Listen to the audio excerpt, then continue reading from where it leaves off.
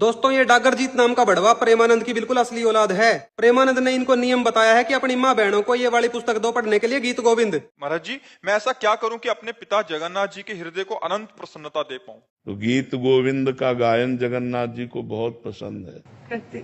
तो आप जब जब उनको गीत गोविंद सुनाएंगी तब तक वो आपके पास होंगे। जगन्नाथ जी सुनकर के पीछे पीछे डोलते हैं जो गीत गोविंद गाता है। प्रेमानंद कहता है इसके पढ़ने से माताओं बहनों के पास कृष्ण जी प्रकट हो जाता है। और ये कहाँ से छपी है देख लो एक बार, पर बात प्रकाशन की है। इसमें आ जाओ हम एक बार पेज नंबर 34 के ऊपर। जब कृष्ण तुम्हारे पास प्रकट होएगा ये पढ़ने के बाद, तो तुम्हें भी पूरा मौका मिलेगा। ये देखो राधा की सखी बता रही है राधा को, तुम्हारा प्रेमी कृष्ण तो किसी एक गोपी का आलिंगन करता है तो किसी दूसरी का चुंबन करता है। भाई एक को तो बाहों में भर लेता है और दूसरी से किस करता है और किसी अन्य के साथ विहार करता है और तीसरी गोपी के साथ सेक्स करता है। विभिन्न गोपियों के साथ भिन्न भिन्न रति चेष्टाएं करके और कृष्ण विलक्षण सुख की अनुभूति प्राप्त कर रहे हैं। कृष्ण जी बहुत खुश हो रहा है। पेज नंबर 35 पे, हे राधिके तुम्हारा प्रियतम कृष्ण, ये राधा थी कृष्ण जी की मामी। देखो इसको बता रहे हैं, अपने कोमल अंगों से गोप बालाओं के मन में सुप्त काम भाव को जगाकर, भाई उनमें सेक्स की इच्छा जगाकर उन्हें दृष्ट यानी कति भ्रष्ट बना देता है। काम क्रीड़ा के लिए पहल करने के रूप में लज्जा को त्यागने,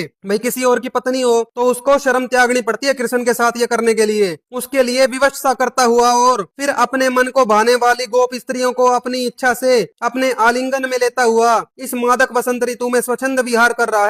जिसके साथ चाहे उसके साथ सेक्स कर रहा है कृष्ण जी। तो डागर जी रोज है ना अपनी माँ को, बहन को, बेटी को, अपनी बहू को, सबको लेकर बैठा कर और इस पुस्तक का एक चैप्टर रोज पढ़ाया कर कि मेरा कद कृष्ण प्रकट हो जा रहा है, इनकी भी लॉटरी लग जा।